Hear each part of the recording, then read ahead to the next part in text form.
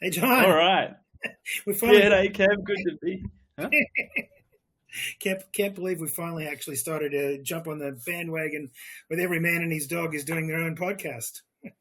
I know, I know. I think it's what you're supposed to do, right? You get to a certain age, you have to just do a podcast. So here it is. It's our time in the sun. Yeah, well, Um, it might be mainly shade, but we'll see what happens. So we've yeah, got a little bit of preamble for this, and I think that we've got a bit of some goals and some areas that we want to tackle. And I think we've got a name. Maybe you and your yeah, AI sounds like what we're going to focus on, and put some practical advice out there around yeah. that space, and see what And happens. so So, what?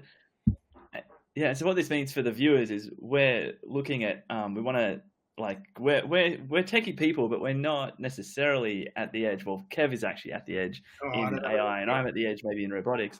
But it's still so much happening, and I feel personally like I'm not keeping up. I'm not there's all these crazy tools happening all the time, and I'm not able to use them. I want to be like a crazy AI wizard, and I'm just kind of like fumbling in the dark, sweeping floors with my AI. So Practical reason, looking to and practical, huh? John, is that no one's keeping up. We're all just scrambling at the moment to try and not drown on it. But you're right. So anything we can find that are shortcuts to be able to know how we can spend precious time on these things, it's certainly, I think, Yeah. worthwhile. Mm. And I think that's the benefit for the viewers of this podcast. It's you're going to go watch us in our raw form as we try to figure out how do we use the latest AI, and it might change. This is going to be a point in time today on the 2nd of May, 2025. We start our journey to figure out how you can use your AIs, and we want to share that with you.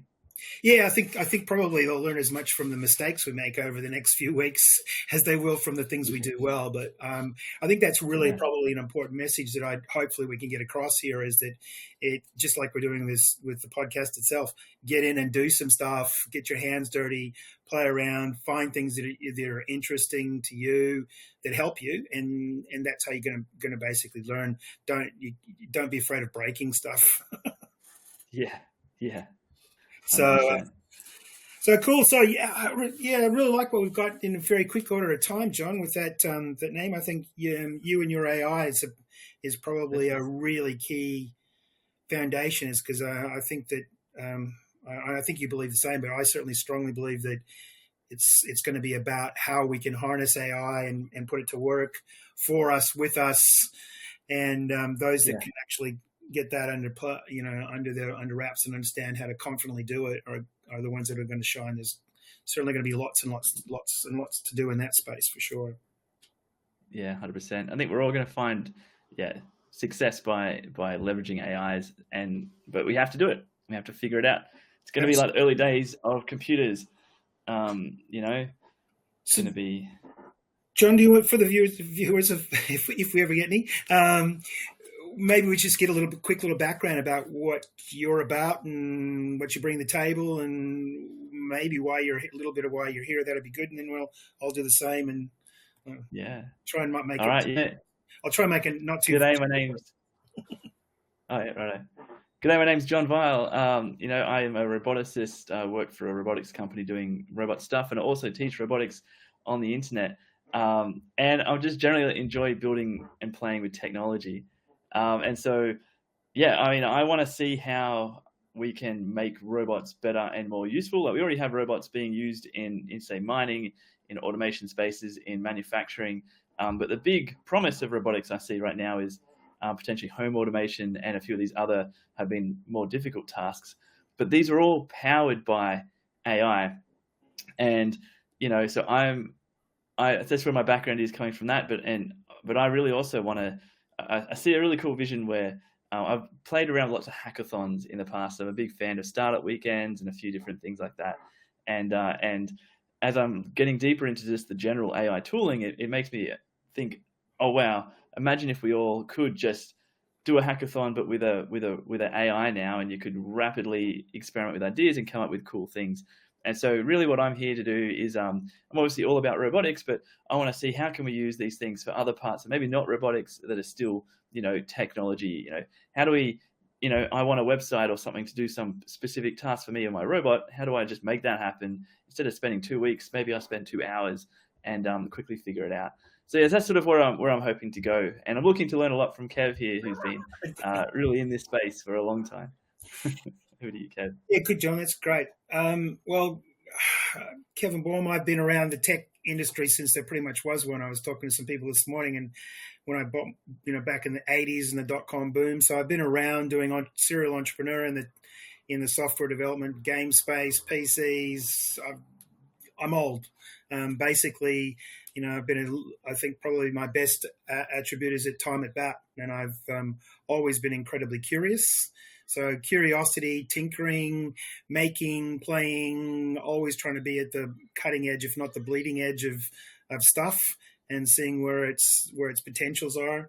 Those are the things that interest me. I've been lucky enough to not get rich, but have enough latitude to be able to pretty much do what I want to do for most of my career. So I've tended to focus on things that interest me. And there's no question the things that interest me and have been interesting me over the last couple of years are really around AI and how large language models and deterministic traditional coding can come together and give us really interesting new interfaces, new ways to make life better and solve problems that people have on a day-to-day basis. And I think probably more importantly, making it more accessible. I think that there is a little bit of a gap, and I think if I was looking at one goal, is looking at helping people bridge that little bit of a gap so that they can actually say, hey, I can do this. I can do this. And suddenly the learning to code, learning to get stuff done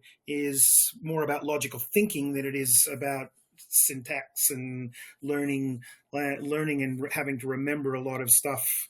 So I think that's super empowering. So if we can do anything out of this and have a few more people are confident enough to get their hands dirty, learn some stuff, and build some applications, and we'll show them some, I'm hoping we can show them the really practical ways and how easy it is and how we make mistakes and how we learn from them and how we can go from there. I think there's a really, really fun, interesting opportunity here for us to build off of. And that's what excites me, doing shit I like to do.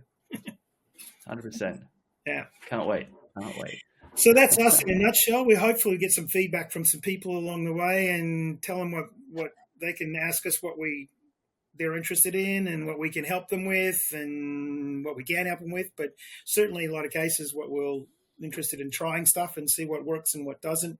Because like you and I both know, this stuff is one way today and another way tomorrow and another way the day after that. So when we can't do well today, it's surprisingly how quickly we can do it next week. Yeah, I think that's something, I guess, if someone wants to comment on something they think they'd like to see us explore in this, I think that'd be interesting. If you got something you think would be really cool. Goals are interesting. I also think would be also interesting is where's the friction points? What are the things they're saying? Hey, there's all this AI. Yeah. There's so much polarization at the moment between those that are so optimistic that it's going to, solve every disease known to man and basically build a world of abundance. And the other side, it's going to take all our jobs, put us out on the gutters with not being able to feed our kids. And not only that, if we're not polite to them, it's going to come and try and, take over our homes, our jobs and our wives and our families and everything. So the extremes are extreme. And I certainly hope that we can also address some of those issues, because I think the middle ground is hell of a lot closer to the truth. It's neither euphoria nor doom. So that'd be awesome. I want to ask you a very personal question, Kevin.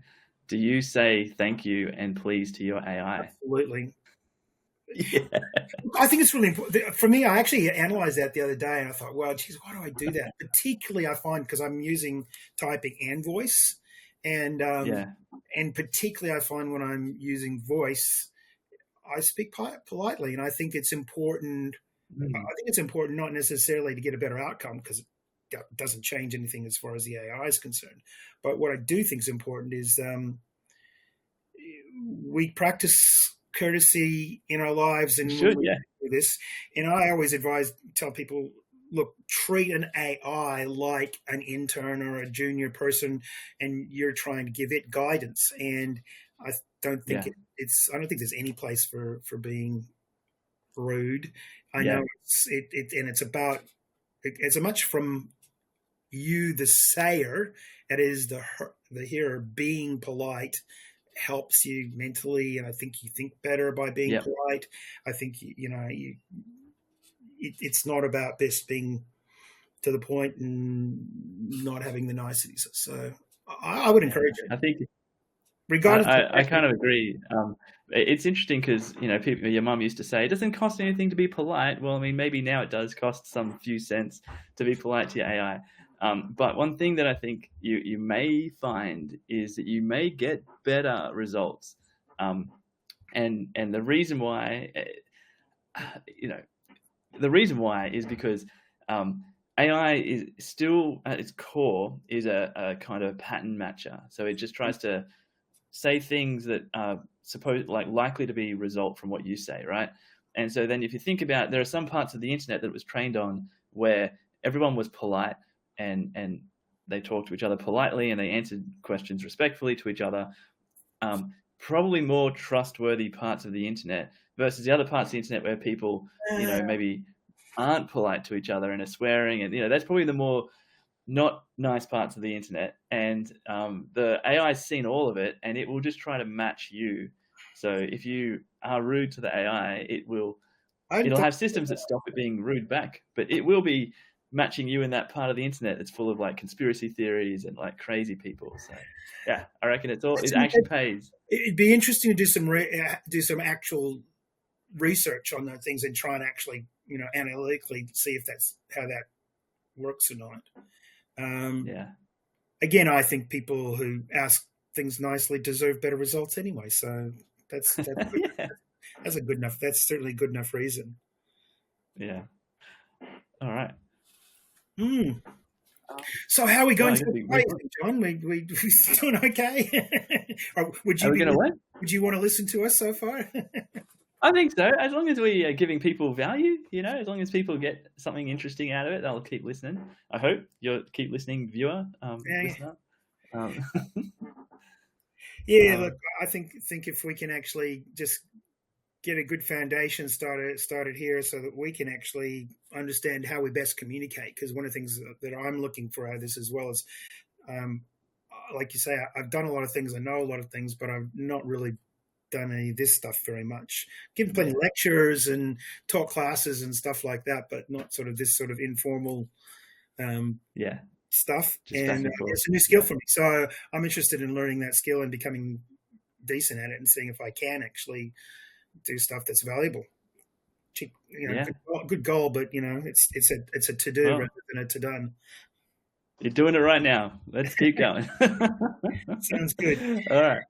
So I think we've covered off a little bit. Our goals are pretty much there, but I think we had on our agenda that we wanted to sort of do a little bit of a brainstorm and chat around a few different ideas around what you and your AI may be and what our goals and aspirations for this is likely to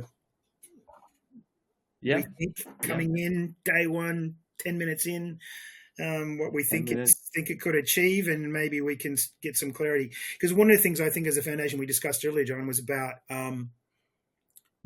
we want to do this pretty, completely authentic, in the open. So even what we're going to do, how we're going to do it, who we're going to do it for, we're going to try and do it as much of this stuff live as possible, and hopefully it doesn't get too boring or we don't get too confused to follow by doing it that way. But that's our goal at the moment. So we're not looking to post edit too much sort of stuff.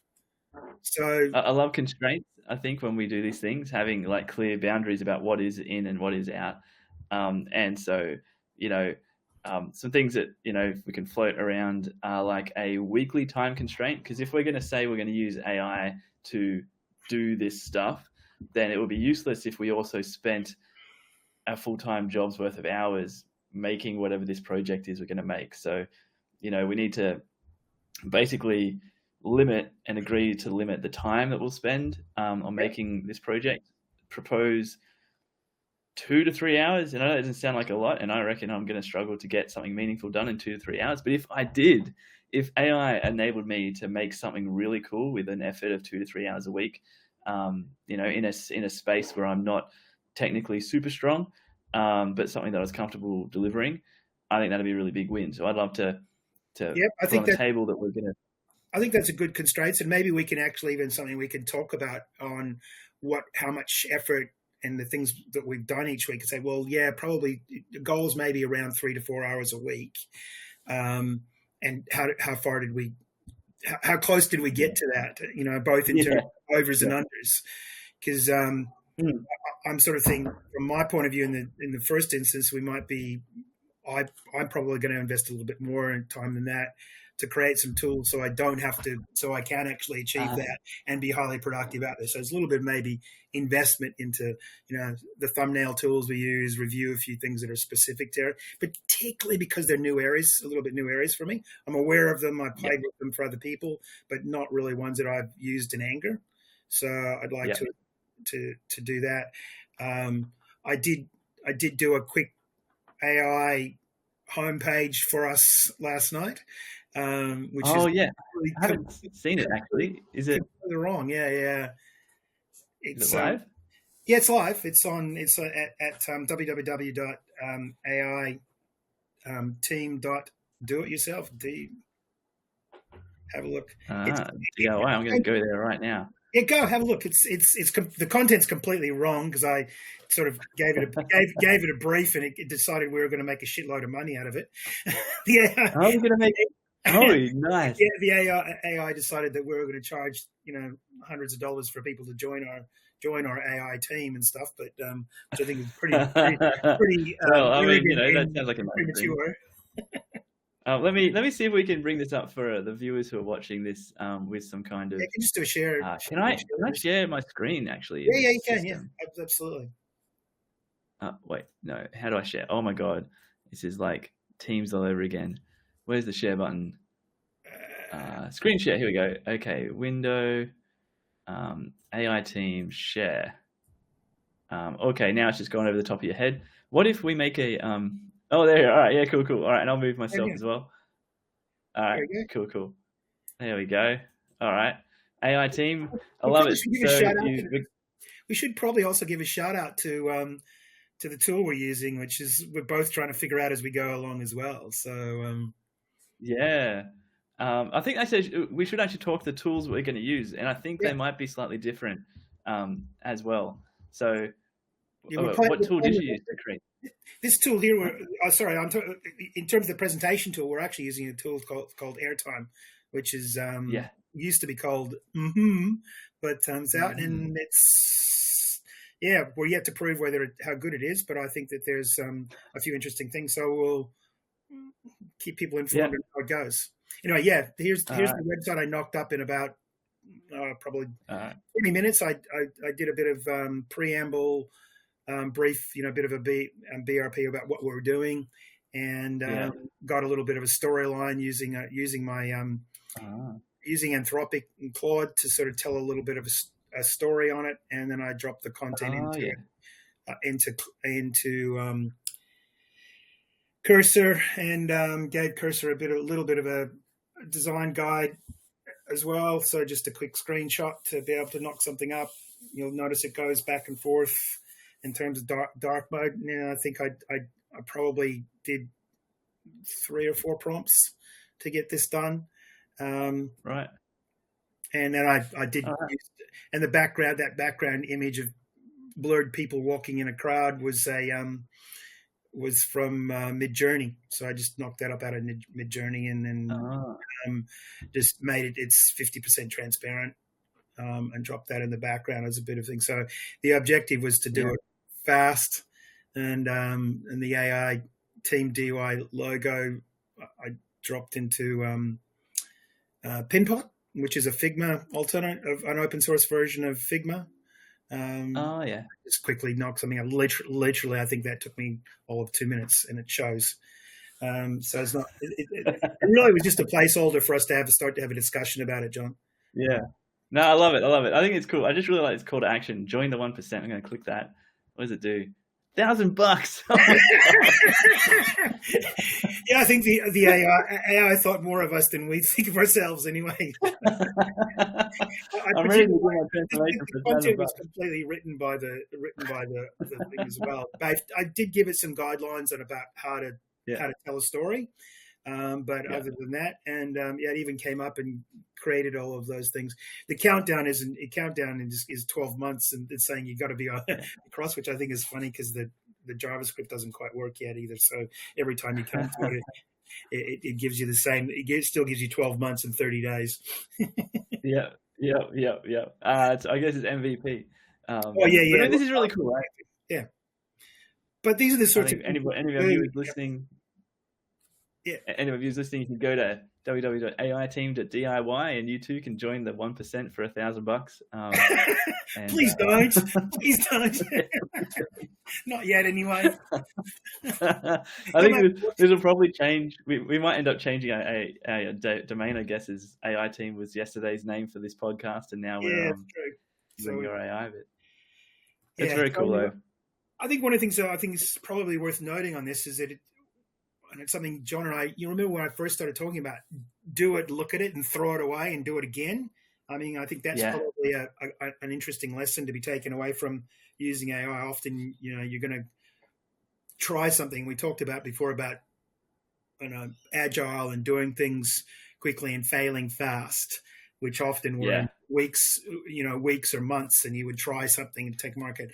I think one of the big things to take home, regardless of what you're trying to do, is using AI to build something along the lines and getting feedback on it is something that I think is really important, whether that's writing copy or coming up with a landing page or, generating an email outbound or whatever. Try it and even just do it, look at it yourself and review it, because often you're going to get some surprises what comes back, and that gives you a chance to think about, oh yeah, that's great. To be honest, that you and your AI didn't think of it. Well, I mean, that's fine. No, I'll just say I put it in and it came back and took the A team, and I put descriptions broadly about what it's about, and it came up with the catch that thing. I thought, well, yeah, that's cool. I like that. Oh no!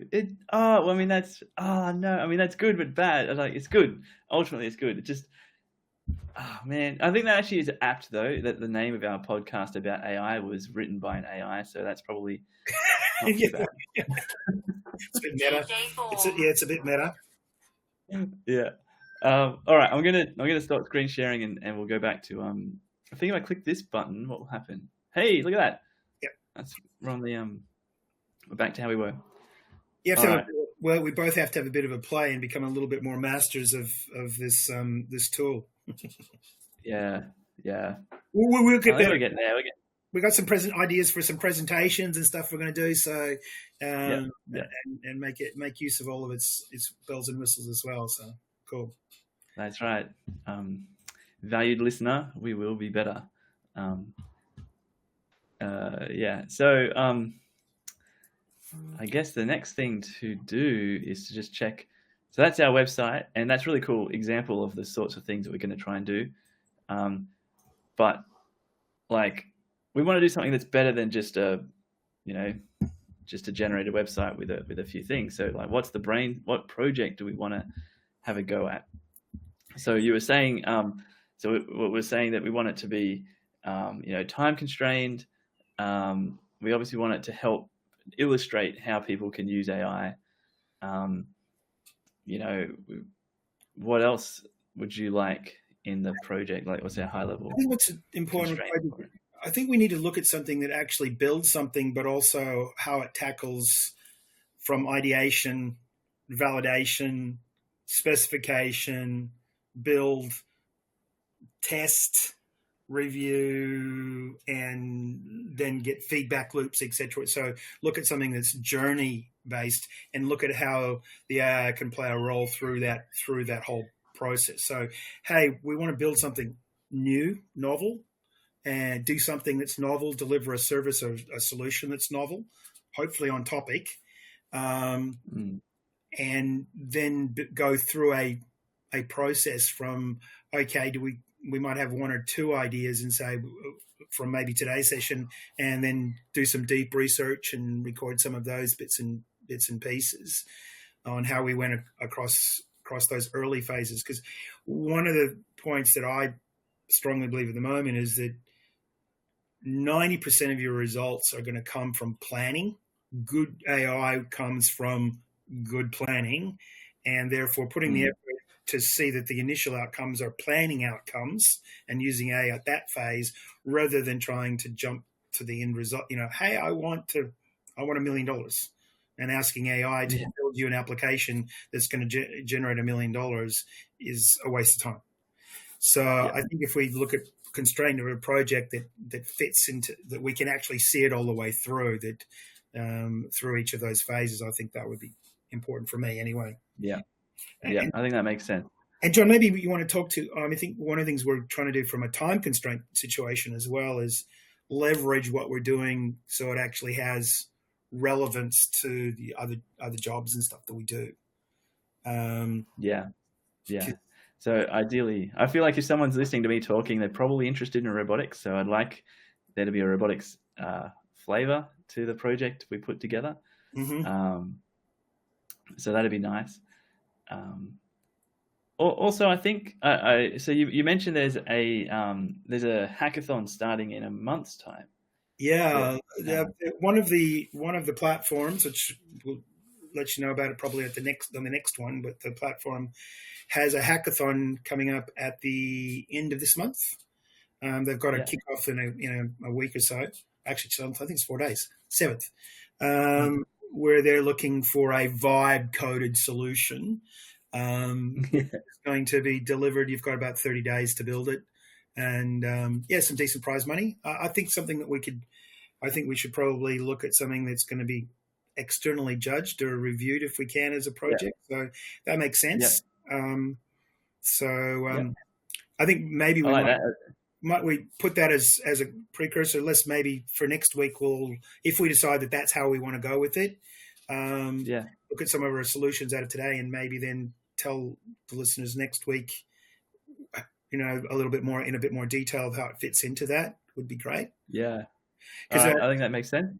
Because the only thing I want to say with that particular hackathon is you have to use some specific tools and constraints, and some of the rules are still we don't have all the details in the rules. And I just want to make sure if we've got a little bit more details after the 7th, to make sure we've got a understanding if that still fits in the way we would want to approach it, if there's constraints on that as well.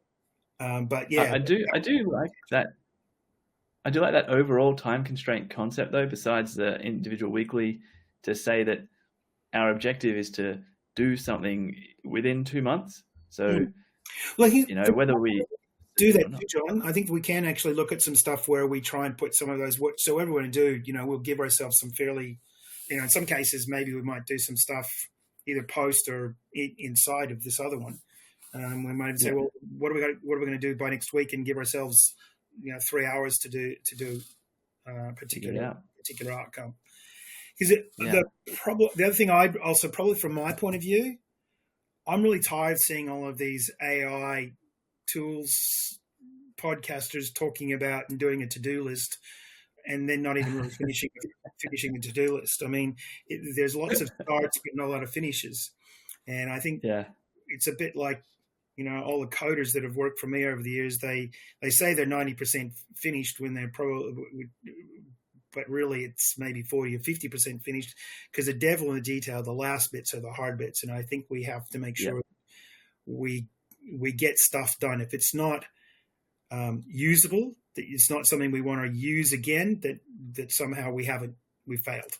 And there's no problem failing, but I think we need to take it all and not say, "Oh, sorry, today we didn't have time. Sorry."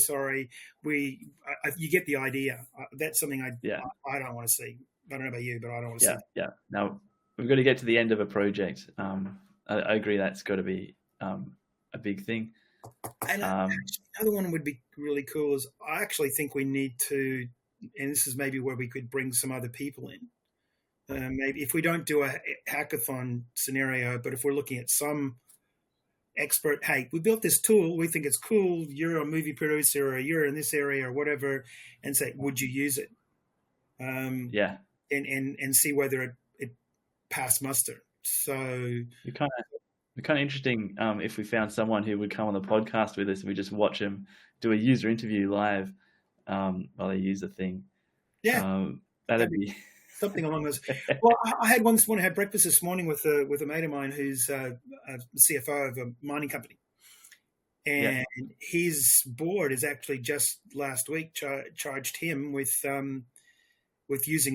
building some, getting some AI tools to enhance their cash flow planning, budget allocation stuff, and can we use it? How can AI play a better role to support the board's decision making? So he said, "What can I have? What should I do? I got to do all these things." And I said, "Well, first of all, let's put together a bit of a wish list." But take it in conjunction with things like Shopify, and I think there was another company that have made commercial announcements that they're basically saying hiring freeze.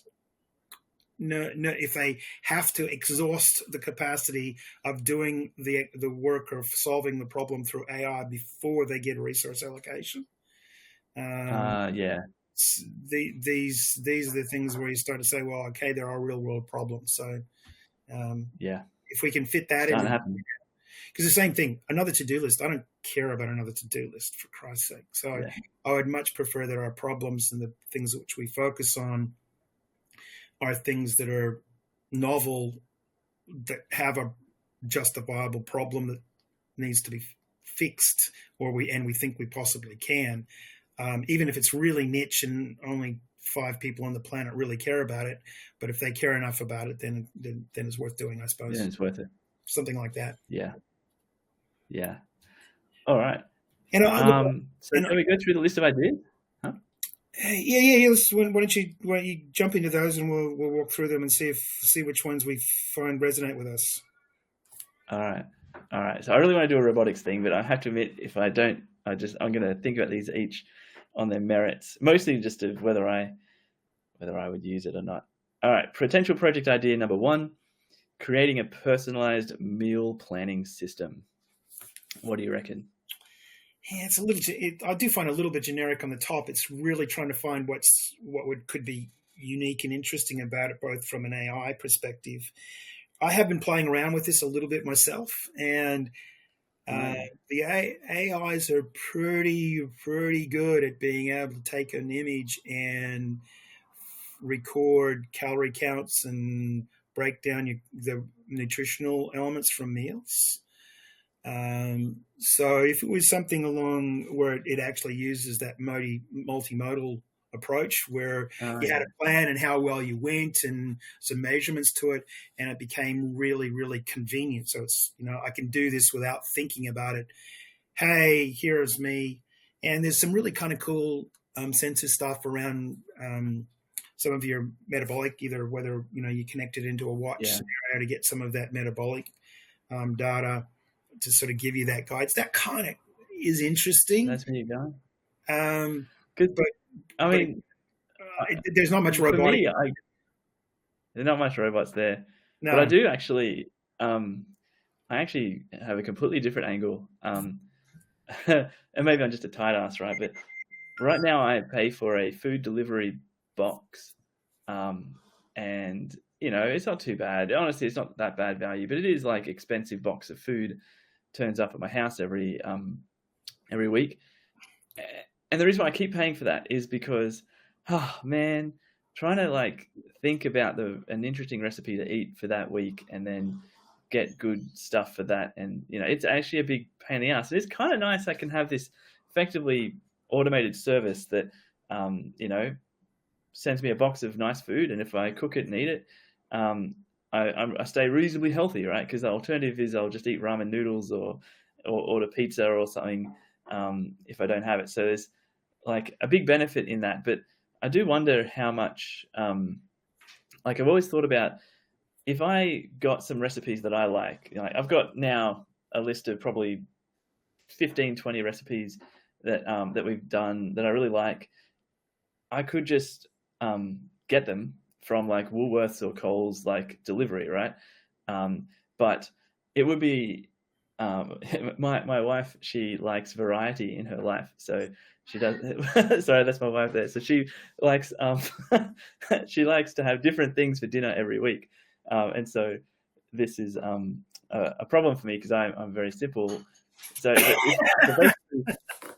if there was a system that had, say, 15 recipes that were good, or maybe made up some new variations on it, and it could look at, say, go to the Woolworths or the Coles online store app, and then just automatically make me a basket of food that I know I'm going to want to cook, that aligns to recipes that I'd like to eat, and then hit deliver, I'd probably save $20-30 a week in terms of the fee for what I currently do. I'd avoid the risk of, sometimes they send me meals I don't like, and then you're like, oh man, I paid $45 for this meal, like, you know, for 4 meals for 45, but like that I don't really like, and you kind of like don't feel like cooking it.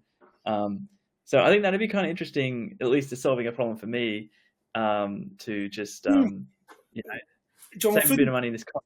If further to that, one of the advantages of some of those meal kits is that you get proportionality. So you say, you know, you get a piece of a cabbage or whatever it is. If you actually had the AI put together and looked at order points and said, we're going to use the rice here, and, you know, it's going to be sticky Japanese or Chinese, another thing, having those things and converting them into shopping lists for Woolies, that would be kind of cool as well. Because I mean, my wife buys stuff in these little packages all the time. She goes, because it's mostly, you know, there's only 2 or 3 of us for a meal often, and I don't want to have a big one, and then I end up throwing stuff away because my wife loves throwing stuff away that is getting close to its best before date. So that would be kind of interesting. There's certainly some areas. There's certainly some areas in this space that I think are rife, you know, that AI can play a really interesting role in. No question. Yeah. And to be honest, if I had a system that AI literally went and bought me my groceries for the week, in a kind of automated way, that'd be pretty cool. I'd count that as a big win for AI. It's the other thing that's interesting there that's coming out. I mean, certainly you could use some of the AI integration stuff, no problems. But it'd be interesting to chat to that even if we put it on the back burner. But ChatGPT is just about to announce shopping functions within their standard chat area. No one knows what it's going to be. No one knows exactly what it's going to look like. And they're talking about, well, you do a search and it comes back, and whether it's giving a recommended link for an affiliate, like an affiliate link or what. But shopping and advertising-ish stuff is going to creep into these systems because, let's face it, they're spending crap loads of money on compute. They're going to have looking at alternative ones, so that would be it would definitely be kind of interesting to see how that may fit in, whether it's going to be driven through the API chats or whether it's going to be able to use the standard clients that they use. Yeah, I think it's got merit, man. I think we should put it in there as all right. If we're going to rank it, I think we should say, look, it's definitely a strong maybe. We need to scope it out. Maybe. Yeah, needs a robotics angle for me, really. But I mean, I also like food. I could be a guy who likes food on the internet. All right, let's go to the next one. Building a content. Yeah, I was just going to say, John, one of the things that would be interesting is we'll probably need to have a bit more discussion about what's practical in robotics. You know, where does it fit? Where does it fit in now? So if we're looking at projects that have that RAM, it'd be great maybe to get, because I'm certainly not up to speed with where we're at with robotics, and it would be nice from my standpoint because it gets very much hype train up to the level. You know, here's a karate kicking robot or whatever, or ones that were shooting flamethrowers that are pretend guns. But I'm not sure where that fits in terms of practicality, but it certainly fits in terms of education. So it doesn't necessarily. It'd be good for us to have a bit of a discussion from you, maybe a bit of presentation, even maybe if not today, next week, we could maybe put that on the agenda so you can actually say what is the state of robotics, because there's probably That's probably an entire talking point, to be honest. Let's do that next week. But yeah, happy to. And particularly if we put in terms of what does that mean in terms of AI? Because I know a lot of them are sort of using AI, but there's guys with behind the scenes pushing buttons, and some of it's quite deterministic, or they do this action or that action. What does that mean? I really don't have a sense of the roadmap on that either. People are talking. You'll have something you can get something in your home, but how useful is it? Yeah. I mean, it's true. Like the hardware is capable. A lot of the time, they do act a bit like a robot dog with a remote control, but it's a humanoid. That's a lot of those, and then they have their pre-canned demo setups. But I'll talk about it later. Let's go to the next idea because we only got about 20 minutes to go. Yep, good idea. Roll. Problem idea. Oh, you go. You talk it. Yep. Yeah. Number 2, building content creation workflow for small business. I mean, in some sense, I do this because I write a lot of stuff on LinkedIn. But I don't know. I find building workflows really boring. I don't really want to do this one.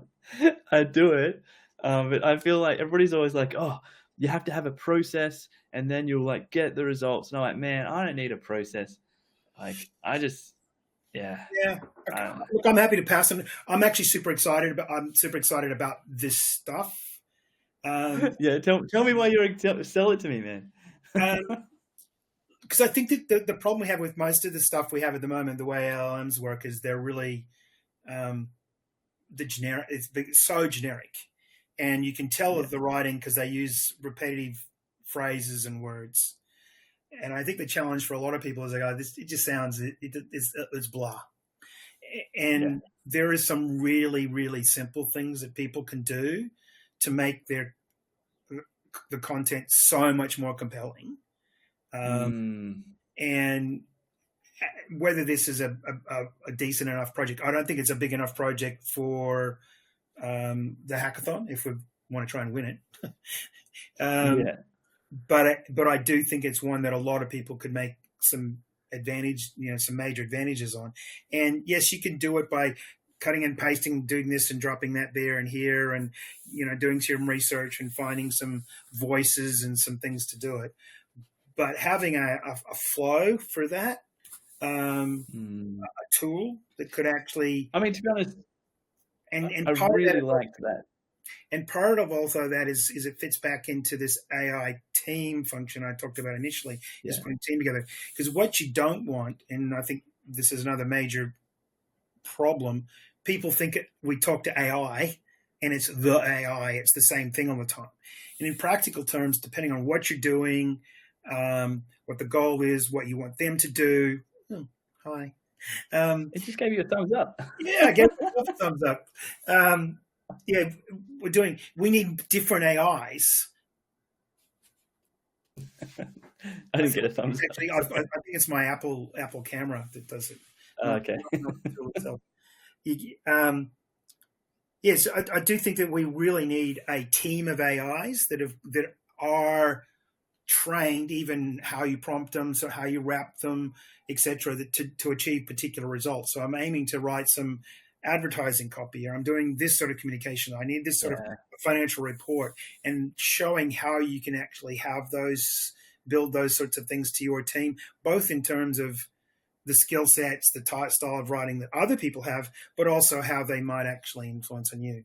Yes, because one of the problems I saw on one of the podcasts we were talking about the other day is they're really concerned about ChatGPT's memory function, because it remembers what each team doing, it's trying to get more, to serve you.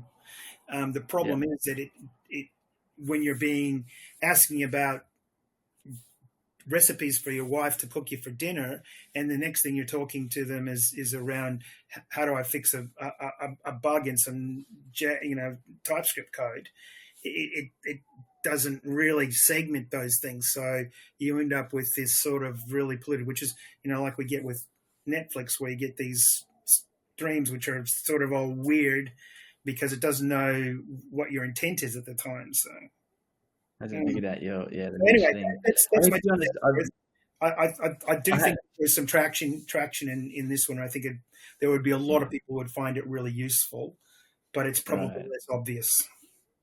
Well, I don't know. I have been impressed by your output in terms of the, like, you were showing me yesterday the flower copy for your daughter's shop, and even just then the call to action, join the 1%. Like, oh my God, yes, I want to click the button.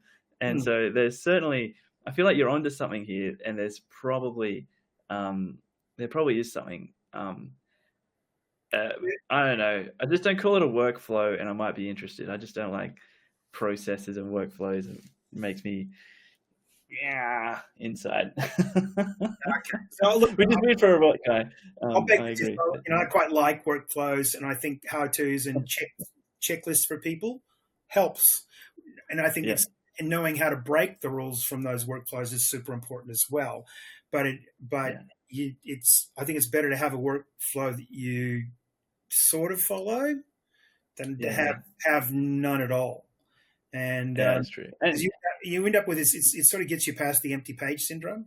And you go, okay, I'll get it done. And this is what I love about AI. I just go, I'm not sure. Okay, put something on the page. Tell it this. Give me something. And then you go, no, that's not what I want. And suddenly you have a really strong opinion, and you have a really strong contribution to get a quality outcome. Whereas if you're staring at the empty page, you just don't know how to start. This is where I think it gets really interesting. So anyway, that's my 2 cents worth anyway. All right, no worries. I guess I'll do the next idea. Project idea number 3, designing a home organization assistant. What do you think, Kev? I think it's useful, but I'm so uninterested in organizing a home because I have a wife to do that. You can't say that on a podcast. You can't do that. My wife would take it as a compliment. I have a lovely wife. All right. Who loves looking after my home and cooking me nice meals and all those things. So things just happen. But for the record, I cook a lot of the meals. I don't cook all the meals, but I cook a lot of the meals. Believe it or not, I used to cook before I got married. Now I'm not allowed to. We usually cook breakfast occasionally and barbecues, but other than that, it's like, get out of my kitchen.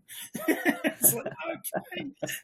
Fair enough. Oh, fair enough. She does the washing, so effectively, I figure she gets the benefit of doing the cooking. Actually, so I am also I'm almost religiously against home organization, and so so did you know that the most efficient form of organizing your clothes is a pile, because it's a cache, right? Okay. And so what are your objective with your clothes, right? Your objective is to spend the least amount of time finding clothes to wear in that day.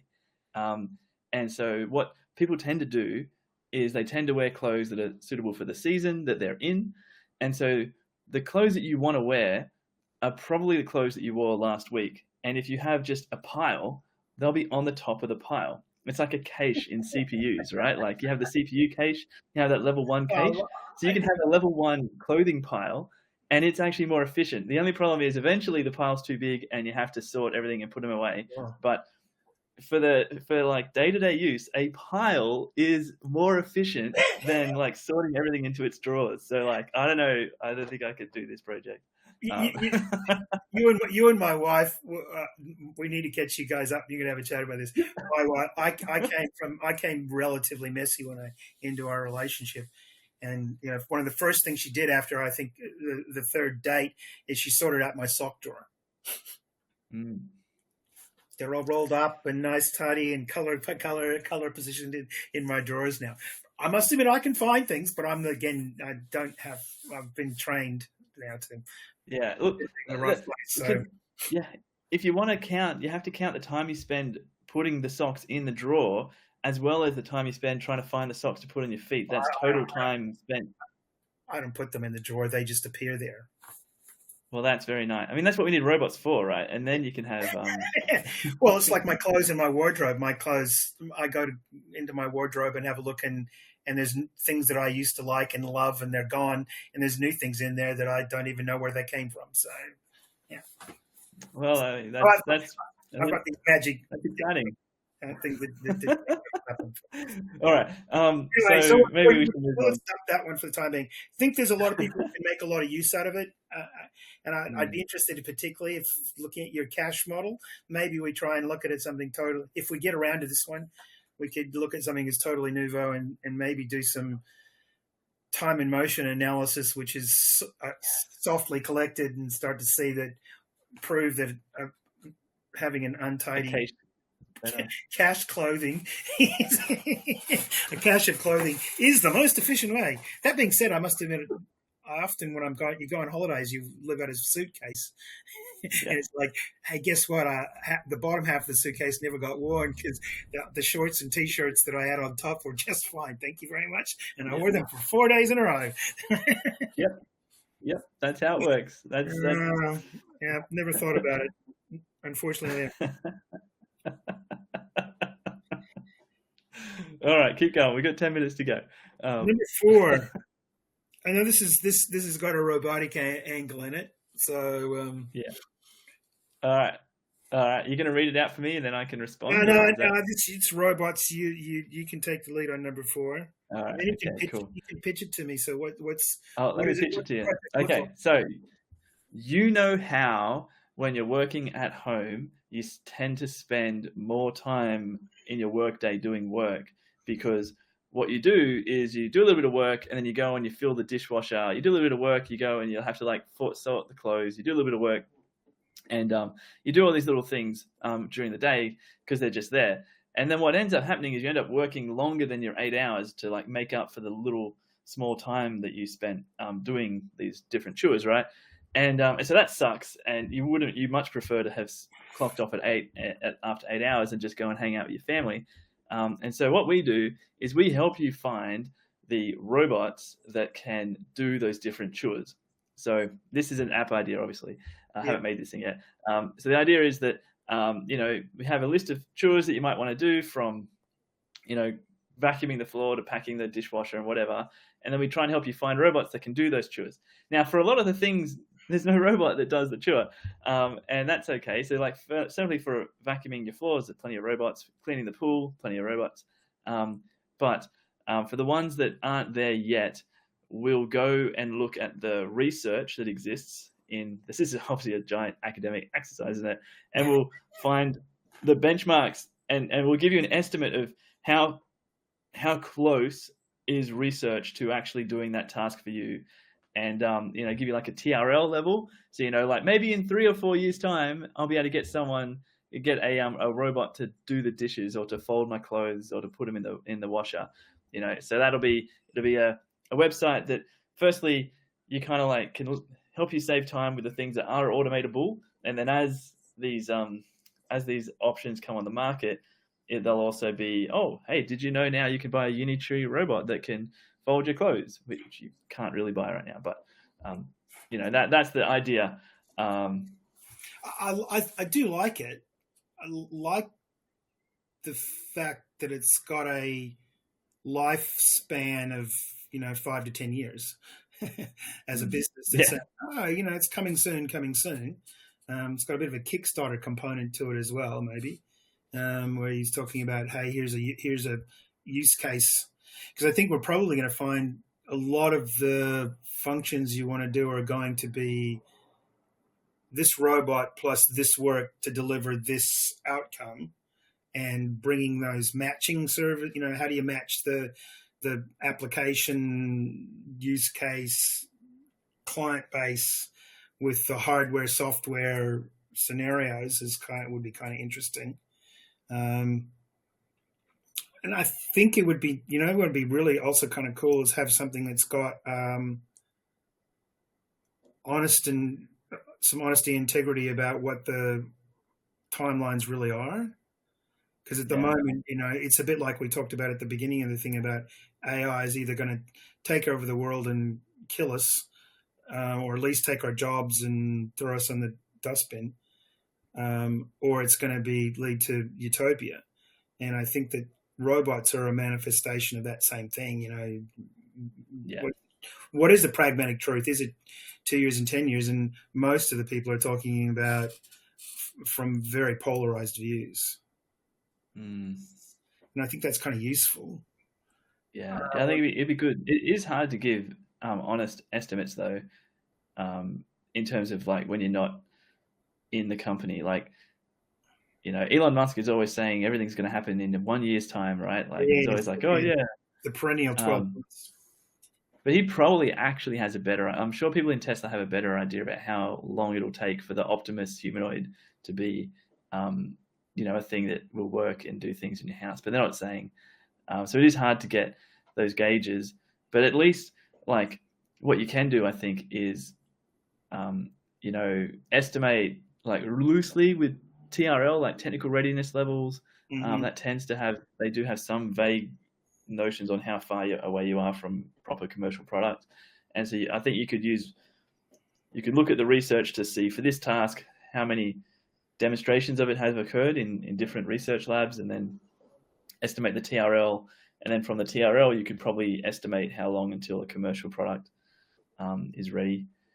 And to be honest, for a lot of them, they're kind of getting closer. Like Figure AI, for instance, is demonstrating it certainly in canned demos, but humanoids manipulating stuff and putting them in your fridge, like a team of two whole, probably 150K robots can pack a small bag of groceries and put them in the fridge for you. So that's 300K for that task. I don't know. Well, that was my one concern, John, is I think that I know we have chatted about this a little bit previously. My view is at the moment is that I think that there's definitely a broad response as to when are the robots going to be a threat or a value to us, and what's the window look like. I'm only thinking that work from home scenario is possibly a little bit narrow, and the ROI is a little bit. The window for the ROI is probably a fairly long way out there. If we're talking about entry level, best is maybe 1,300, 15,000 US, etc. For anything that's sort of humanoid. Yeah. And I mean, my wife's expensive. Yeah, she's not that expensive. Actually, sorry. Okay. I know I'm in trouble. I'm old. I make mistakes. I'm a boomer. You're allowed to. Okay. Okay. My view is there's something there. I'd love to be doing something that's got some robotic angle to it. I would probably give it a C at the moment, as saying whether it's something we want to do in the short term. I mean, is there any listeners with a good idea? Any listeners with a good robotics themed idea? I'd be up for it. Yeah, it'd be kind of interesting to see whether one of the things I would be interested in doing is seeing how AI can, two areas and question marks I have on it, John, and I know we're getting close to the end, but how AI can play a role as a soft at the interface level and work with people. So, how do you tell it what to do and give it that diversity of action? And so what does AI play as a robotic interface? And I'd be interested in saying, could you do that sort of stuff where you're starting to look at voice commands that are being generalistic, and they're calling deterministic functions to do things. So you've got deterministic things that says you've trained it to be able to fold the clothes, and maybe it's an arm. But how would those two things come together? Because I'm seeing a lot of stuff about the future of robots are all going to be about large language models and AI type functions. And I understand that there's probably two aspects. Correct me if I'm wrong. One is that training, building those digital virtual environments where they can just learn lots of stuff about how to walk, run, do things without necessarily breaking shit. And the other one is probably around that sort of how do they interact with a human world, which is primarily voice, do this, don't do that type stuff. And the other aspect is can we lean into the cursors and the AI coding agents to create some of the deterministic outcomes that we need to give them as well. And I know nothing about.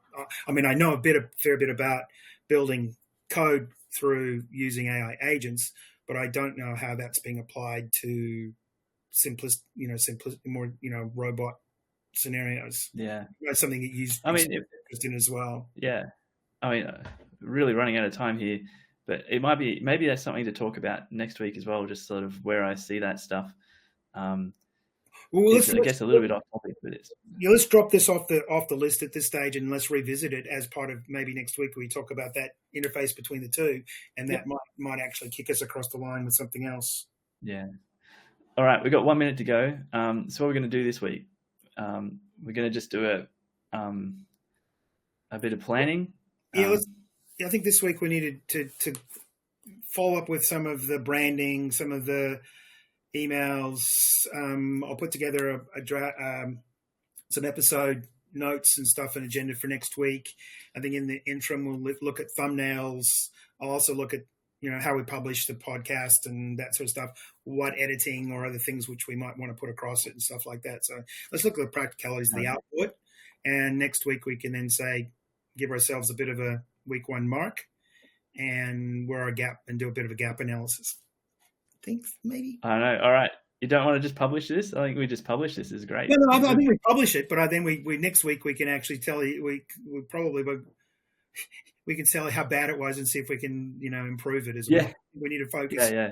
Because, I mean, at the end of the day, I want to do some projects and stuff, but it's how well we're able to communicate that, whether we want to provide what accoutrement stuff, how-to notes and all of those things that sit around this. Because, I don't want to just have another talk fest. I want to provide assets to people who do this, that actually they can try themselves and give us some feedback. So So what if we? I feel like the number one idea is the one that we want to go with. At least it feels the best. Maybe with the content creation as a runner-up. So maybe this week I might just do some little planning, snooping around about what it might take to at least build number 1. I think I have some idea how that would work. Let's do a little bit of one. Why don't we do a little bit of 1 and 2, and maybe we can pitch 1, and we can. I'll take number 2 and pitch that. You take number 1. And pitch that. And we'll then see how they come together, and we'll make a decision next week as to exactly which one we're going to do first. Sounds good. And all right. I think kind of interesting. I'll also pitch. I know you got a hard out. We'll put it. Hopefully, have some information about the hackathon, and that may influence us as well. Yeah, indeed. Cool. Thanks, Kev. It's been really great fun. Thanks. Hopefully, get some feedback, and we can learn some stuff. So, I'll talk to you soon. Anyway, John. Signing off. Right. See you, Kev. Bye. Ciao. Bye.